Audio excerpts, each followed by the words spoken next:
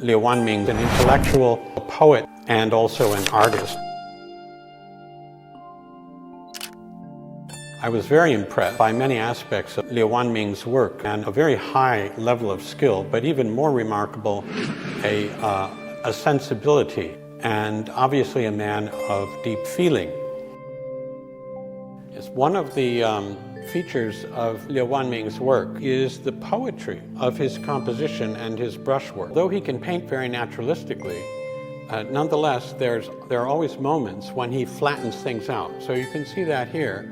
The mother bear, her head is somewhat flattened, even though the fur is completely naturalistic, showing his own creativity and his own control over the composition, very much as Manet did. In fact, this is a characteristic of the earliest Western modern art.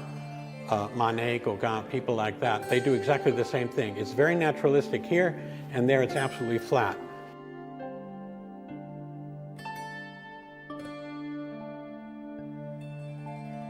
But here again we see a very naturalistic rendering of the fur and a sensitivity for the inner life of the animal.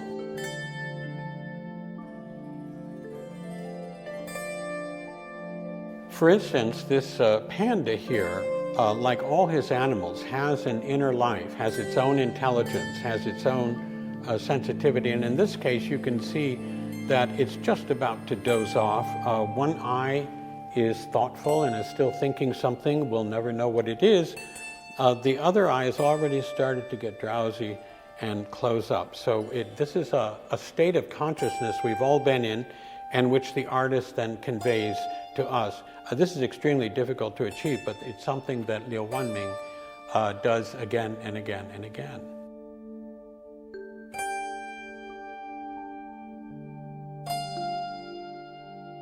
Another feature is the way he fuses naturalism with the stroke. The stroke is fused with the actual object, which is rendered very realistically. So if you look carefully, you can see the little buds on the branches. They're all accurately rendered. The spacing is absolutely accurate. This is a man who was looking at those details, and he conveys them perfectly. The same thing with the eyes of the animals and the fur. So very often, and his leaves also.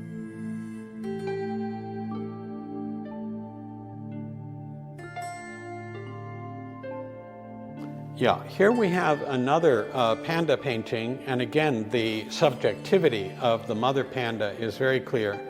This ability to attribute to animals a genuine intelligence and sensitivity is different from the European notion that you're projecting human feelings onto the animal. In China, since ancient times, the idea is that we're all one qi, we're all made of one matter, one material. And it was often assumed throughout Chinese history that animals also have feelings, they have rights. Bai Ju, famous poet, Su Dongpo, famous poet, and Zhong Xi, the great philosopher, they all had a sympathy with animals. And we can see that in all of Liu Wanming's paintings.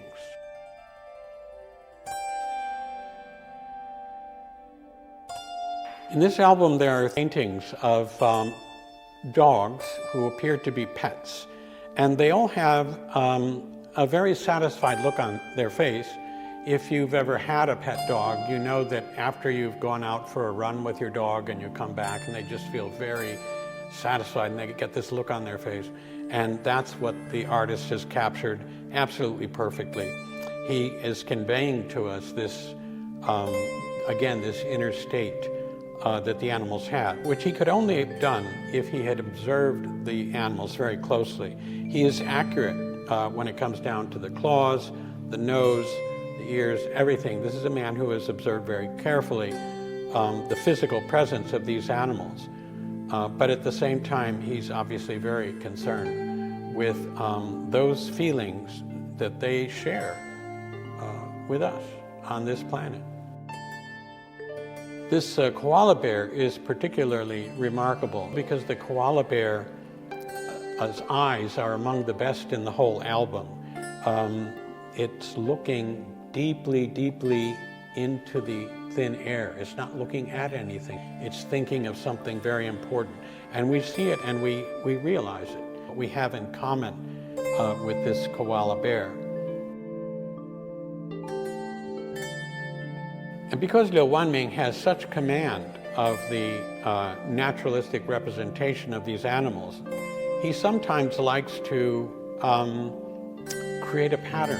So in the case of the toad has various bumps on its back, and he renders these very beautifully as a kind of a dippled pattern. Another thing he does, I mentioned before, is he sometimes flattens the part of the image.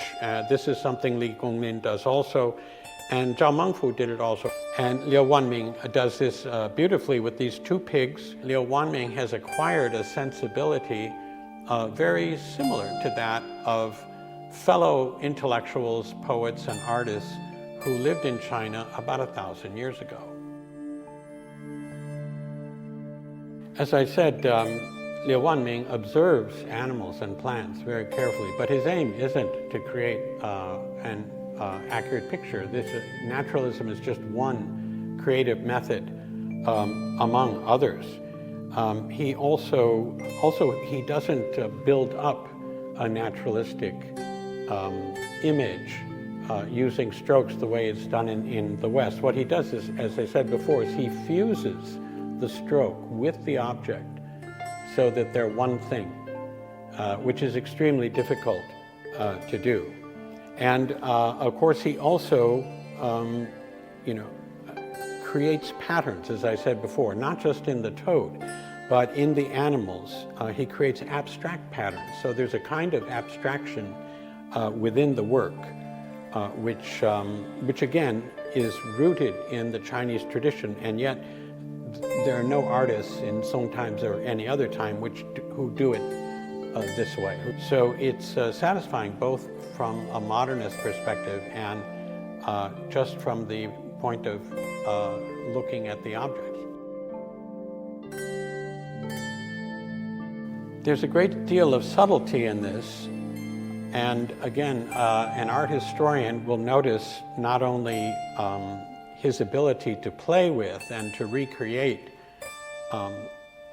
features from the Chinese tradition, but also from the European realist and naturalist tradition.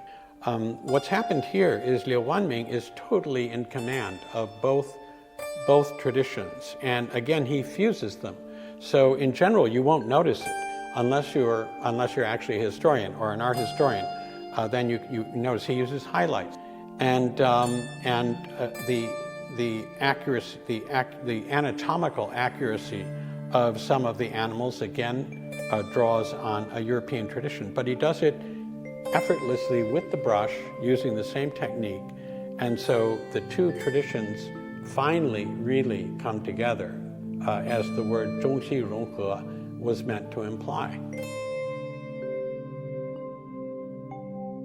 This painting of a pumpkin, and I think perhaps a rabbit, is an excellent example of how Liu Wanming juxtaposes abstract patterns with highly naturalistic work. The dried, broken stem that comes up, this is painted entirely in a Chinese manner with very fine brush strokes, and it looks almost photographic. The pumpkin itself is rather abstract, and the rabbits, the patterns on the rabbit's fur again appear almost geometric. So he's juxtaposing 3 or 4 different types of sensibility and 3 or 4 different types of aesthetic and artistic concern, all in the same image.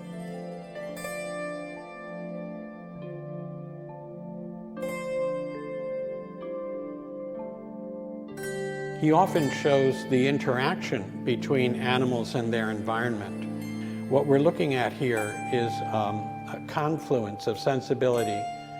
You can think of these paintings not just as descriptions of animals or as analyses into their inner state, but as a means of doing research on the animals. He shows us how they they take pleasure in their powers. And this is one of those things that these paintings convey, which you won't find in hardly any other artist's work. And speaking of thought, the next painting seems to be commentary on Rodin's The Thinker. Okay, obviously this animal is thinking. It's very human.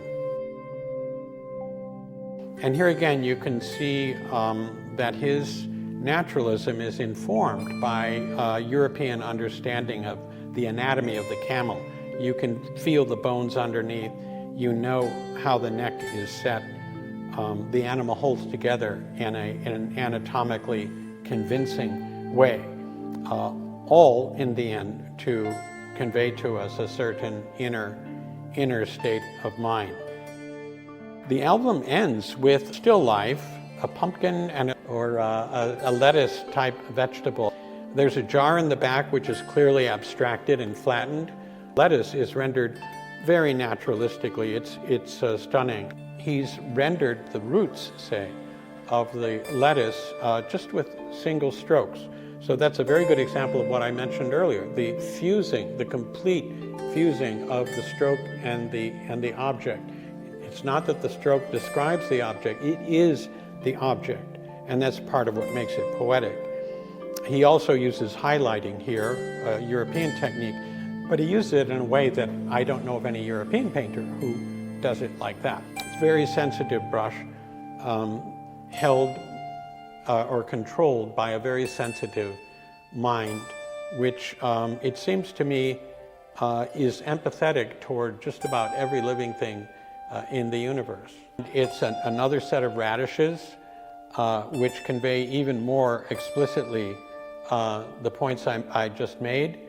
But the two radishes in front are especially interesting because the first one is fully rendered with shading, even though using Chinese ink technique. It's not using European techniques here.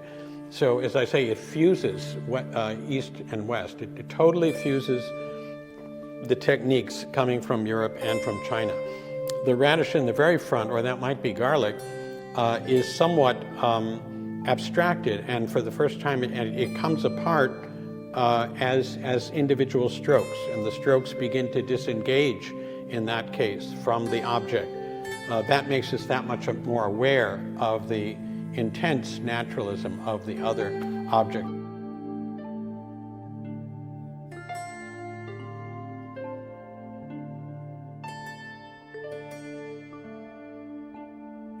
There's a wonderful sensitivity and sensibility in every single stroke. That particular stroke, there's thought all through it. There's no moment where he stops thinking and feeling about what it is that he is painting, whether it's a root or an eye or fur or whatever. They're all very gently and tenderly and lovingly touched by the brush.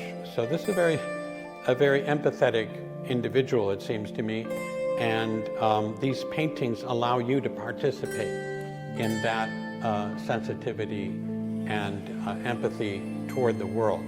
So I hope you enjoy viewing these exceptional paintings.